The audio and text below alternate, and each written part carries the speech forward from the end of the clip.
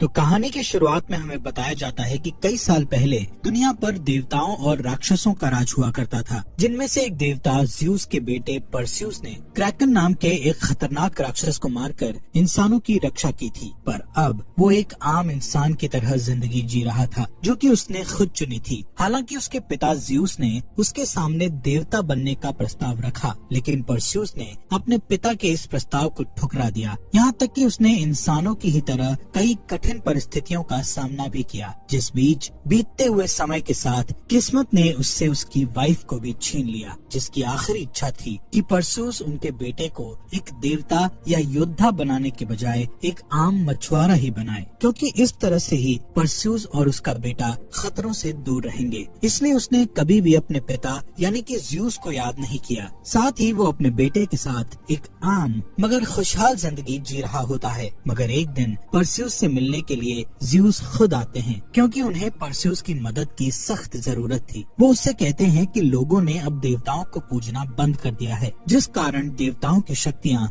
दिन प्रतिदिन कम हो रही हैं, और जैसे जैसे देवता कमजोर होते जाएंगे उसी तरह उनकी बनाई सारी चीजें या रचनाएं भी नष्ट हो जाएंगी। अब जब ज़्यूस परस्यूस से ये सब कह रहे होते हैं, तभी अचानक से वहाँ पर हल्का सा भूकंप आता है, जिसे देखकर परस्यूस समझ जाता है कि ये टार्टर्स की दीवारें कमजोर होने के कारण हो रहा है, जो कि असल में एक ऐसी जेल है जहाँ पर कई सारे खतरनाक और विशाल दैत्य कैद हैं, जिनमें से एक ज़्यूस के पिता क्रोनोस भी हैं। यहाँ ज़्यूस परस्यूस से बोलते हैं कि दिन प्रतिदिन टार्टर्स की दीवारें कमजोर होकर टूटती जा रही हैं, और अगर टार्टर्स तबाह हो गया तो क्रोनोस आजाद होकर पूरी दुनिया को खत्म कर देगा। साथ ही अगर लोग ऐसे ही देवताओं को भुला देंगे तो हम भी पहले की ही तरह अमर नहीं रह पाएंगे, मतलब कि अब हमारी भी मौत हो सकती है। जो सब बातें सुनकर परस्यूस उनसे पूछता है कि आखिर वो उसे ये सब क्यों बता रहे हैं, ये तो देवताओं की समस्या है। इस पर ज़्यूस बोलते हैं कि क्रोनोस को रोकने के लिए उन्हें उसकी मदद चाहिए, जिसके लिए परस्यूस इनकार करके उन्हें वहाँ से चले जाने के लिए कहता है, क्योंकि वो नहीं चाहता था कि वो और उसका बेटा इन सब मुसीबतों में फंसे। जो बात सुनकर ज़्यूस भी उदास मन से चुपचाप वहाँ से चले जाते हैं। अब इसके बाद ज़्यूस अपने भाई पोसाइडन और उसके बेटे एरीस के साथ अंडरवर्ल्ड में अपने तीसरे भाई हेडिस से मिलने के लिए जाते हैं, ताकि उसकी शक्तियों की मदद से तीनों भाई टार्टर्स की दीवारों को टूटने से बचा सकें। लेकिन हेडिस उनका साथ देने से इनकार कर देता है, और यहाँ वो एरीस के साथ मिलकर ज़्यूस और पोसाइडन पर हमला कर देता है, जिससे हम समझ पाते हैं कि पोसाइडन का बेटा एरीस भी हेडिस से मिला हुआ है, क्योंकि ये दोनों ही चाहते हैं कि वो क्रोनोस को आजाद होने में मदद करें, जिसके बदले वो क्रोनोस से अपनी अमरता वापस हासिल कर सकें। और यहाँ दोनों मिलकर ज़्यूस और पोसाइडन को हराकर कैद कर लेते हैं। इसी बीच हमें दिखाया जाता है कि टार्टर्स की दीवार टूटने के कारण उसमें से अलग अलग खतरनाक क्रीचर्स बाहर निकलते जा रहे हैं, जिनमें से हम एक 2 मुंह वाले ड्रैगन को भी देखते हैं, जो निकलते ही तुरंत परस्यूस के गांव पर हमला कर देता है। जहां जब परस्यूस मछलियां पकड़ रहा होता है तो वो इस तबाही को देखकर उस ड्रैगन से सीधा लड़ जाता है, जिस दौरान वो किसी तरह से उस ड्रैगन को हरा तो देता है, लेकिन इस लड़ाई में वो काफी ज्यादा घायल हो जाता है, जिस कारण वो अपनी मरहम पट्टी करवाने के लिए एक औरत के पास जाता है, जो उसके बारे में सब कुछ जानती थी। वो परस्यूस से बोलती है कि लोग देवताओं को भुलाते जा रहे हैं, जिस वजह से हालात दिन पर दिन बदतर होते जा रहे हैं, इसलिए उसे कुछ न कुछ तो करना चाहिए, क्योंकि ज़्यूस के बेटे होने के कारण वो भी एक देवता ही हैं। अब यहाँ उसकी इस बात पर परस्यूस उसे बताता है कि उसने अपनी मरती हुई पत्नी को वचन दिया है, वो कभी भी अपने बच्चे को इस लड़ाई और खतरे के माहौल में नहीं ले जाएगा। इस पर वो औरत उसे समझाती है कि जब तुमने वादा किया था तब सिचुएशन कुछ और थी, और आज सिचुएशन अलग है, इसलिए उसे अपने फर्ज से मुंह नहीं मोड़ना चाहिए। जिसकी ये बात परस्यूस को सोचने पर मजबूर कर देती है, और वो अपने बेटे के साथ एक जगह जाता है जहाँ ज़्यूस का मंदिर था, मगर उस मंदिर की हालत काफी ज्यादा खराब हो चुकी थी, क्योंकि अब देवताओं को पूजने के लिए यहाँ कोई भी नहीं आता था। हालांकि यहाँ परस्यूस अपने पिता ज़्यूस को याद करता है, लेकिन वहाँ ज़्यूस के बजाय घायल पोसाइडन प्रकट होते हैं, क्योंकि ज़्यूस को हेडिस और एरीस ने बंदी बना लिया होता है, ताकि वो उसकी सारी पावर सोख कर क्रोनोस को जिंदा कर सकें, जहाँ से पोसाइडन किसी तरह से वहाँ से निकल पाए थे। वो परस्यूस से कहते हैं कि क्रोनोस को बाहर आने से अब तुम्हें ही रोकना पड़ेगा, क्योंकि अब देवता पहले की तरह अमर नहीं रहे। इस दुनिया को सिर्फ वही बचा सकता है। यहाँ परसेउस पोसाइडन से बोलता है कि जब देवता कुछ नहीं कर पाए तो आखिर वो क्या कर लेगा, क्योंकि वो तो बस एक डेमी गॉड यानी कि आधा देवता है। पोसाइडन बोलते हैं कि उसे अपने ही जैसे एक और डेमी गॉड यानी उसके बेटे एग्नोर के पास जाना होगा। वो इस वक्त रानी एंड्रोमेडा के राज्य में कैद है। फिर वो तुम्हें हेफेस्टस नाम के एक आदमी के पास लेकर जाएगा जिसने टार्टस का नक्शा तैयार किया था, जिससे वो वहाँ पहुंचकर क्रोनोस को रोकने के साथ ज़्यूस को भी बचा सकते हैं। यहाँ पोसाइडन अब कमजोर पड़ते जा रहे थे, इसलिए वो अपना त्रिशूल परसेउस को सौंपकर मिट्टी बनकर गायब हो जाते हैं। मतलब कि यहाँ उनकी मौत हो चुकी थी। अब ये देख परसेउस अपने बेटे को वहीं छोड़ वहाँ से सीधा रानी एंड्रोमेडा के पास पहुंचकर उन्हें सब कुछ बताता है, जो परसेउस को पहले से ही जानती थी, क्योंकि परसेउस ने क्रैकन से उनकी जान बचाई थी। इसलिए उन्हें परसेउस की बात पर विश्वास हो जाता है। यहाँ परसेउस एग्नोर से मिलता है और उससे बोलता है कि उसे पोसाइडन ने यहाँ भेजा है। यहाँ अपने फादर का नाम सुनते ही एग्नोर उसे यहाँ से चले जाने के लिए कहता है, जिस पर परसेउस उसे बताता है कि उसके पिता पोसाइडन की मौत हो चुकी है और वो ज़्यूस का बेटा होने के साथ उनका भाई भी है। यहाँ परसेउस उसे समझाता है कि देवता अब पहले की तरह अमर नहीं रहे, इसलिए उन्हें कुछ भी करके ये सब कुछ रोकना होगा, जिसके लिए वो उन्हें हेफेस्टस नाम के आदमी के पास ले चले। अब यहाँ अपने फादर की मौत की खबर सुनकर एग्नोर उसकी बात मान जाता है। फिर रानी एंड्रोमेडा, एग्नोर और परसेउस कुछ सिपाहियों समेत हेफेस्टस को ढूंढने निकल पड़ते हैं, जो कि एक अनजान आइलैंड में रहता है। अब इस सफर के दौरान एग्नोर परसेउस से शेयर करता है कि हेफेस्टस भी असल में उनके फादर्स की तरह ही एक देवता था, जिसने पोसाइडन, हेडिस और ज़्यूस के हथियारों को अपने हाथों से बनाया था, जिन्हें अगर मिला दिया जाए तो वो एक ऐसा शक्तिशाली हथियार बन जाता है जिसकी मदद से क्रोनोस जैसे ताकतवर दैत्य को भी मारा जा सकता है। दरअसल हेफेस्टस खुद भी एक देवता था, जिसकी शक्तियाँ ज़्यूस और पोसाइडन ने उससे छीन ली थी, क्योंकि उसने एक समय पर हेडिस की मदद की थी, जिस कारण अब वो लोगों की नजरों से दूर एक अनजान आइलैंड पर आम इंसानों की तरह जिंदगी बिताता है। अब जल्द ही ये लोग उस आइलैंड पर पहुंच जाते हैं, लेकिन हेफेस्टस तक पहुंचने के लिए इन्हें एक घने और विशाल जंगल से होकर गुजरना था, जहां परसेउस देखता है कि उस जगह काफी सारे ट्रैप्स या फंदे लगे हुए हैं, जिनमें से एक में एग्नोर गलती से फंस जाता है और उसके फंसते ही कोई उसे अपनी तरफ खींच लेता है, जिसे परसेउस बचाने के लिए उसके पीछे भागता है कि तभी उसकी तरफ कोई एक पेड़ की डाल फेंकता है, जिससे परसेउस बाल बाल बचता है। और तभी अचानक से उसके सामने बहुत ही विशाल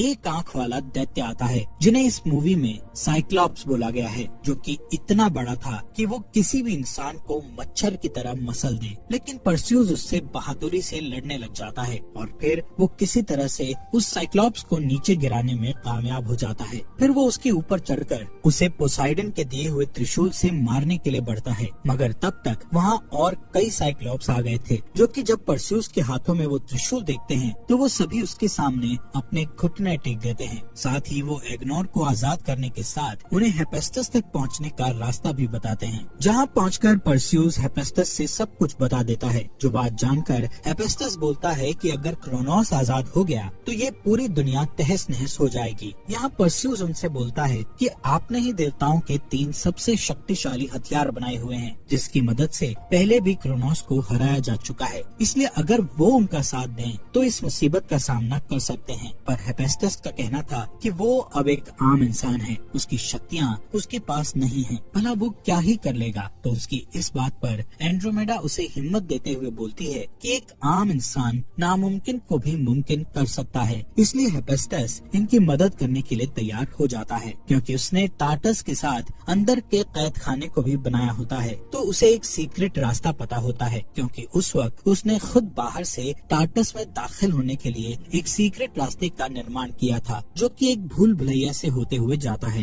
हेफेस्टस बताता है कि जरूर उन्होंने हेडिस को टार्टस के बीचों बीच कैद किया होगा, ताकि क्रोनोस आसानी से उसकी शक्तियाँ खींच सके, जो बात सही भी होती है। फिलहाल जब ये लोग उस भूल भुलैया की तरफ जा रहे होते हैं तो वहाँ पर इनका रास्ता रोकने के लिए एरिस आ जाता है। अब क्योंकि इनके साथ एंड्रोमेडा के कुछ सिपाही भी थे, तो उन्हीं में से किसी ने एरिस की प्रार्थना की होगी, क्योंकि वो असल में युद्ध का देवता है, जिस कारण वो यहाँ ऐसे अचानक प्रकट हो गया। और अब एरिस इन सभी को तगड़ी टक्कर देता है, जिसके बाद परसेउस भी उससे लड़ने की कोशिश करता है, मगर वो उसके सामने बिल्कुल भी नहीं टिक पाता। हालांकि इन सब के बीच हेफेस्टस ने ने वो सीक्रेट डोर ओपन कर दिया होता है, जिसके जरिए ये लोग टार्टस में पहुंच सकते थे। और हेफेस्टस जल्दी से परस्यूस, एंड्रोमेडा और इग्नोर को उस दरवाजे के अंदर भेज देता है। लेकिन यहाँ एरीज हेफेस्टस की जान ले लेता है, जिसके बाद हमें परस्यूस और बाकी सभी को दिखाया जाता है जो कि एक नक्शे के सहारे इस भूल भुलैया को पार करने की कोशिश कर रहे होते हैं। जहाँ रास्ते में उनके सामने मिनोटोर नाम का एक अजीब सा क्रीचर आता है, जिसे परस्यूस मारने में कामयाब हो जाता है। वहीं दूसरी तरफ ज़्यूस, जो शक्ति खींचे जाने की वजह से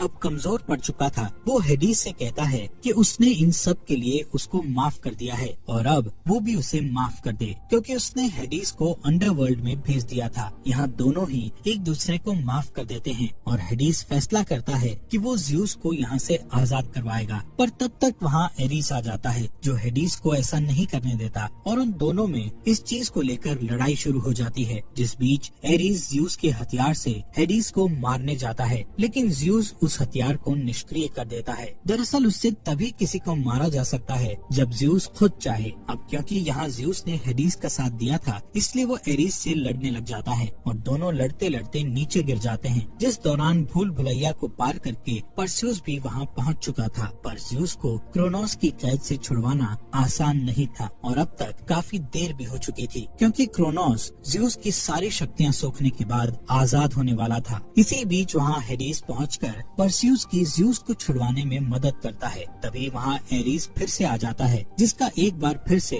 परस्यूस से सामना होता है और इस बीच दोबारा से परस्यूस एरीस के सामने बिल्कुल भी नहीं टिक पाता, जहाँ हेडिस उसकी मदद करने की कोशिश करता है। इसी दौरान क्रोनोस भी आजाद हो जाता है, जो देख परस्यूस अपने साथियों और ज़्यूस को लेकर वहाँ से निकलने की कोशिश करता है। इसलिए एरीस, जिसने लड़ाई के दौरान पोसाइडन का त्रिशूल परस्यूस से छीन लिया था, उससे वो ज़्यूस की पीठ पर वार करता है, जिससे ज़्यूस घायल हो जाता है। इसलिए वो यहाँ से तुरंत निकलने के लिए हेडिस और पोसाइडन के हथियार को मिलाकर एक पोर्टल जैसा ओपन करके सीधा एंड्रोमेडा के राज्य में पहुँच जाता है, जहाँ अब कभी भी एरीस और क्रोनोस का हमला हो सकता था। इसलिए एंड्रोमेडा अपनी पूरी सेना को इस लड़ाई के लिए तैयार करती है, मगर क्रोनोस को सिर्फ उन 3 हथियारों को मिलाकर ही मारा जा सकता था, जिनमें से 2 तो परस्यूस के पास होते हैं, पर जो ज़्यूस का हथियार था वो इस वक्त एरीस के पास था। इसलिए परस्यूस टेलीपैथी के जरिए अपने भाई एरीस से संपर्क करता है और उसे लड़ने की चुनौती देता है, ताकि ये पता लग सके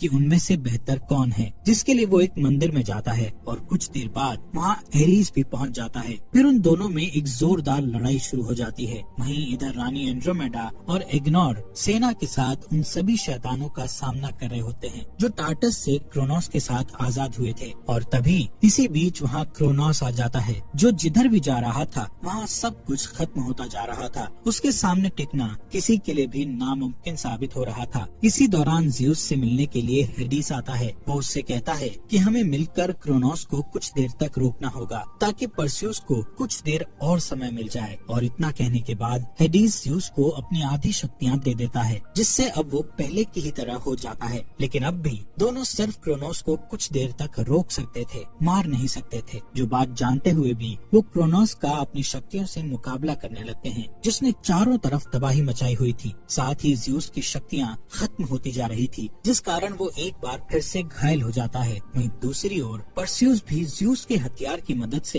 एरीस को मारने में कामयाब हो गया था और अब वो बिना देरी किए पोसाइडन, हेडिस और ज़्यूस के हथियार को मिलाकर एक नया हथियार बनाता है, जिससे क्रोनोस को मारा जा सकता था। इसलिए तुरंत वो अपने उड़ने वाले घोड़े पर बैठकर क्रोनोस को मारने की कोशिश करता है, जो काम इतना आसान नहीं था। लेकिन वो क्रोनोस के वार से बचते हुए उसके मुंह के अंदर जाकर उस हथियार से सीधा उसके दिल पर वार करता है, जिससे क्रोनोस एक विस्फोट के साथ खत्म हो जाता है और उसमें से परस्यूस बाहर निकलता है, जो सबसे पहले हेडिस के पास जाता है। वो उससे कहते हैं कि अब उनका आखिरी समय आ चुका है और अब इसी के साथ देवताओं का भी समय खत्म हुआ। जिस चीज पर परस्यूस बोलता है कि क्या हेडिस भी अपनी शक्तियों की मदद से आपको बचा नहीं सकते, तो जवाब में ज़्यूस बोलता है कि उसने एक बार ये काम पहले ही कर दिया है, अब वो भी कुछ नहीं कर सकता। और फिर ये बोलते ही ज़्यूस भी धूल में बदलकर वहाँ से गायब हो जाते हैं, क्योंकि देवताओं की मौत ऐसे ही होती है। अब ज़्यूस के मरने के बाद हेडिस परस्यूस से बोलता है कि उसकी भी सारी शक्तियाँ खत्म हो चुकी हैं, और ये बात बोलकर वो भी वहाँ से चला जाता है। अब इसके बाद परस्यूस एंड्रोमेडा और एग्नोर से जाकर मिलता है, जो इस लड़ाई को जीतकर काफी खुश थे। यहाँ एंड्रोमेडा और परस्यूस एक दूसरे को पसंद करने लगे थे, इसलिए उनके बीच प्यार का इजहार होने के साथ दोनों एक किस भी शेयर करते हैं। जिसके बाद परस्यूस अपने बेटे के पास जाता है, जो अपने फादर से पूछता है कि वो वापस कब जाएंगे। तो जवाब में परस्यूस बोलता है कि वो वापस नहीं जाएंगे, बल्कि अब वो अपनी जिंदगी